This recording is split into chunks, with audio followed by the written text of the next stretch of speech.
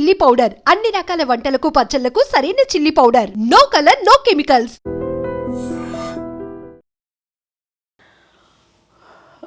ఆ కుటుంబంలోనే ఉందనిపిస్తుంది.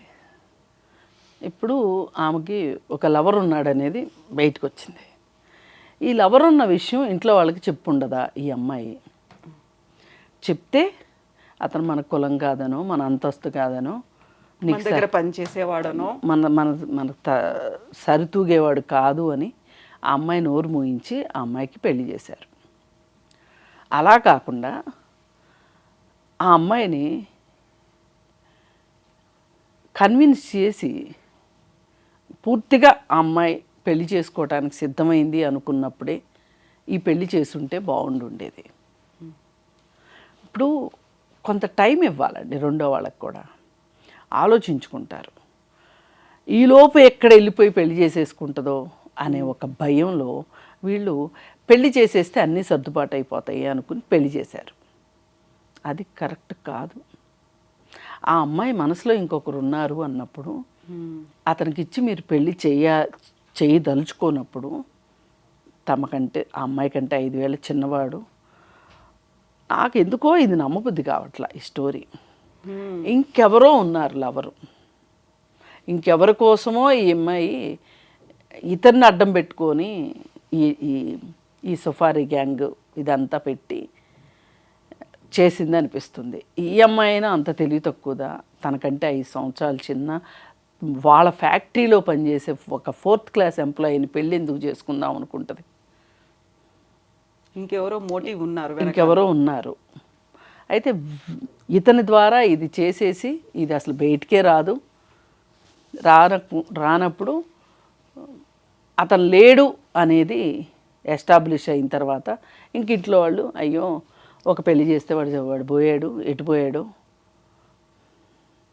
అని అప్పుడు ఈ అమ్మాయికి ఇష్టమైన వాడికి ఇచ్చి పెళ్లి చేస్తారని ఈ అమ్మాయి స్కామ్ థింక్ చేసింది.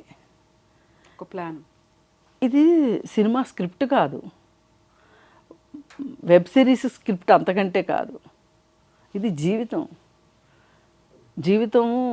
స్క్రిప్ట్ కాదు. ఎప్పుడైనా గుర్తుపెట్టుకోవాలి. చాలామంది దేవుడి స్క్రిప్ట్ అంటారు, నేను దాని జోలికి వెళ్ళను. కానీ మనం రాసుకునే స్క్రిప్ట్ మట్టుకు జీవితం కాదు. మనం అనుకున్నట్లు ఏదీ జరగదు అని నేను నెగిటివ్గా మాట్లాడుతున్నానని కాదు. ఇప్పుడు ఇది ఇలానే జరుగుతుంది అనుకుంటానికి 3 MC² ఉంది కదా, అదే అలా కాదు. ఇప్పుడు మనం ఒక ప్లాన్ చేసుకుంటాం, ఎవ్రీడే ప్లాన్ చేసుకుంటాం, షెడ్యూల్స్ పెట్టుకుంటాం. ప్రతిరోజు షెడ్యూల్ ప్రకారమే జరుగుతుందా చెప్పండి? జరగదు. సడన్గా ఇంట్లో ఎవరికో పెద్దవాళ్ళకి బాగోకపోవచ్చు, పిల్లలకు బాగోకపోవచ్చు, ఆగిపోమా? అలాగే మనం ఒక ప్లాన్ వేసుకుంటే ఆ ప్లాన్ ప్రకారం సజావుగా జరిగిపోద్ది అనుకోవటానికి, పోనీ అదేమన్నా ఒక మంచి విషయం అయితే గుడ్ విషెస్కి ఎప్పుడు కూడా ప్రకృతి కూడా సహకరిస్తుంది అంటారు. ఈవిల్ విషెస్కి ప్రకృతి సహకరించదు. ఇది అర్థం చేసుకోవాలి ఎవరైనా. ఒకవేళ సహకరించినట్టు కనిపించినా తాత్కాలికమే. ప్రకృతి కూడా సహకరించదు, సమాజం హర్షించదు. ముందు అన్నిటికీ మించి ఏదో ఒక రోజు నువ్వు చేసిన దానికి నువ్వే రీథింకింగ్లో పిచ్చిదాని అయిపోతావు. ఇంత దారుణం చేసేది. అబ్బాయి ఏం చేశాడు అసలు? నీ జీవితంలో అతనికి ఎన్ని రోజుల పాత్ర? ఇంత తక్కువ పీరియడ్కి ఇంత పెద్ద పనిష్మెంట్ కావాలి అతనికి?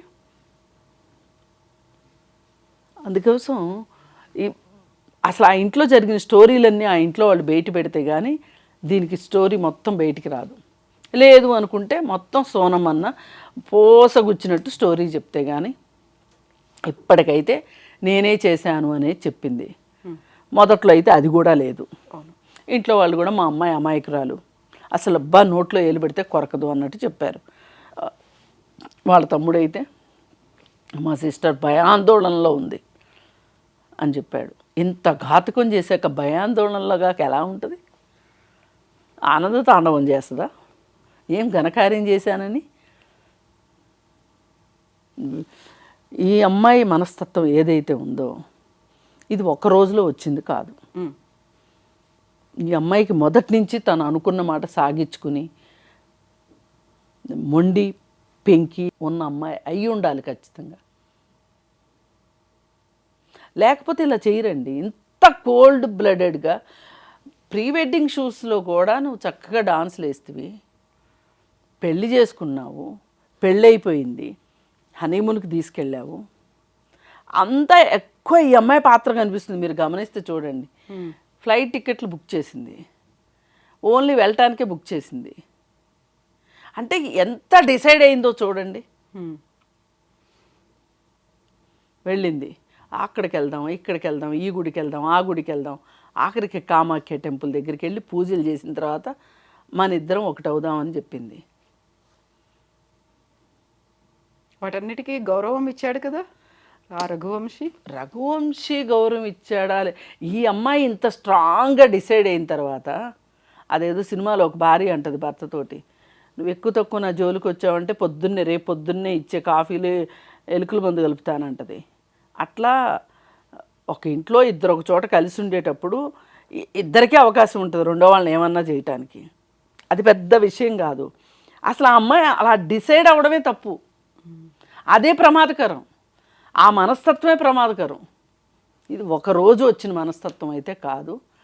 ఆ అమ్మాయి మొదటి నుంచి కూడా తన ఆనందాన్ని వెతుక్కునే విషయంలో ఎవరు అడ్డొచ్చినా సరే తొక్కుకుంటా, తోసుకుంటా, తన్నుకుంటా వెళ్ళిపోతూ తనకేం కావాలో అది చూసుకునే రకం. లేకపోతే ఇట్లా చేయరండి. ఏముంది, సరే ఎఫ్ఐఆర్ ఉంది, అతనితో పెళ్ళి అవ్వదని అర్థమైంది, ఈ పెళ్లి చేసేసుకుని ఇతనితో సరిగా ఉండే ఆడవాళ్ళు చాలామంది ఉన్నారు. ఎవరికి అసలు ఏ ఫ్లాష్ బ్యాక్ స్టోరీ లేకుండా మనుషులు ఉంటారా? పెళ్ళికి ముందు 1 అబార్షన్లు అయ్యి, అంటే కావాలని చేయించుకుని ఆ పెళ్ళి అవ్వదు అని అర్థమైన తర్వాత పెళ్ళిళ్ళు చేసుకున్న వాళ్ళని నేను చాలామందిని చూశాను. అంటే ఎప్పుడో ఓసారి వాళ్ళ కన్ఫెషన్ స్టోరీస్లో చెప్తారు, అది కాకపోతే మాట వరుసకైనా చెప్తారు. అలా అంటే నేను అడ్జస్ట్ అవ్వమని నేను చెప్పట్లే, జీవితం ఇది. ఇంకొక వ్యక్తి నా జీవితంలోకి వచ్చారు, నేను ఈ జీవితానికి న్యాయం చేయాలా అక్కర్లేదా అనే ఒక ఇంగిత జ్ఞానం పనిచేస్తున్నట్లయితే ఆ అమ్మాయికి ఇలా చేసి ఉండేదిగా. ఇప్పుడు తనకు ఉన్నటువంటి అభిప్రాయాలు, తను పెట్టినటువంటి కండిషన్స్ను రాజా రఘువంశీ అయితే యాక్సెప్ట్ చేస్తూనే వచ్చాడు. అదే సమయంలో కనుక ఈమెకు ఒకవేళ బ్యాక్గ్రౌండ్ ఉంది, ఒక లవర్ ఉన్నాడు, ఒక లవ్ స్టోరీ ఉంది అనుకుంటే అబ్బాయికి చెప్పుంటే క్లియర్ అయిపోయేది కదా. ఇన్ని కండిషన్స్ పెట్టినప్పుడు యాక్సెప్ట్ చేశాడు, అదే పర్సన్కి ఆ దిశగా అలా పాజిటివ్గా ఆలోచించలేకపోయిందే.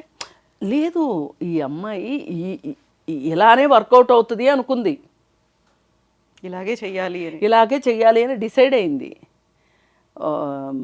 కొన్ని డైలాగులు ఉంటాయి కదా, నేను డిసైడ్ అయితే అంతే, నన్ను డిసైడ్ అయ్యేదాకా మీరు చేయకండి, నేను డిసైడ్ అయితే మటుకు ఇంకంతే. ఆ టైప్లో ఉంది ఈ అమ్మాయి మనస్తత్వం అండి. పరిణామాలు ఏం జరగబోతున్నాయని ఊహించకుండా, ఆలోచించకుండా, వాళ్ళకి కావాల్సిన దాని గురించే ఆలోచించి దానికోసమే ప్లాన్లు వేసే వాళ్ళ మనస్తత్వం ఇలాగే ఉంటుంది. నేను అనొద్దు కానీ ఇప్పుడు ఈ జనరేషన్లో అస్సలు దూరం ఆలోచించట్లే. బాగున్న వాళ్ళు ఎంత బాగుంటున్నారో, జీవితాలను ఎంత బాగా ప్లాన్ చేసుకుంటున్నారో, మంచిగా చదువుకోవటము, మంచిగా ఉద్యోగం తెచ్చుకొచ్చుకోవటము, మనకి సామర్థ్యం లేదులే అనుకుంటే పెద్దవాళ్ళు కుదిర్చిన పెళ్లి చేసుకోవటము, లేకపోతే ఇష్టపడిన వాళ్ళని పెళ్లి చేసుకోవడము. ఇవాళ అసలు కొంతమంది సక్సెస్ఫుల్ పిల్లలు ఎంత అసలు సంబంధం లేకుండా, దేశాలతో సంబంధం లేకుండా పెళ్ళిళ్ళు చేసుకుంటున్నారు, రాష్ట్రాలకు సంబంధం లేకుండా, కెరియర్లు ఒకదాంతో ఒకటి సంబంధం లేకుండా పెళ్ళిళ్ళు చేసుకుంటున్నారు. ఎంత బాగా జీవితాలను ప్లాన్ చేసుకుంటున్నారు. కానీ కొంతమంది ఎంత దారుణంగా జీవితాలను చేసుకోవాలో అంత మన చేతుల్లో ఉంటుందండి, అవునన్నా కాదన్నా. ఒకవేళ కొంచెం మధ్యలో ఇటు అటు అయినా కానీ చేతిలోకి తెచ్చుకోగలిగి మన సమస్యను మనం పరిష్కారం చేసుకోగలిగేంత సమస్యలను మాత్రమే సృష్టించుకోవడం ఒక ఆర్ట్. Life is art. ఆ ఆర్ట్ లేని వాళ్ళే ఇలా ఏడుస్తారు. ఏ ఒక పెళ్ళికి ముందు ఒక ప్రేమ కథ ఉండటం పెద్ద తప్ప, నేరమా అది? ఒక లవ్ స్టోరీ ఉండటం నేరమా? ఉంది, కాలం కలిసి రాలేదు, మనం ఇంట్లో వాళ్ళని ఒప్పించలేకపోయాము, ఇంట్లో వాళ్ళ కోసం పెళ్లి చేసుకున్నాము, ఈ పెళ్ళికి న్యాయం చేద్దాం అనుకోవచ్చు కదా. అంటే ఏ సమస్య వచ్చినా సరే, ఏ పరిస్థితి ఎదురైనా సరే దానిని ఎదుర్కోవాలి అనే మనస్తత్వం ఉన్నవాళ్ళు ఇలా చెయ్యరు. ఒక లైఫ్ కాదు, 2 కుటుంబాలు కూడా స్పాయిల్ అయిపోయాయి ఇక్కడ. ఇక్కడ మీరు పొరపాటు పడుతున్నారు. 2 కుటుంబాలు కాదు, ఆ 4 కుటుంబాలు. అలా ఎవరు 3 సహాయం అందించిన వాళ్ళు చంపేసి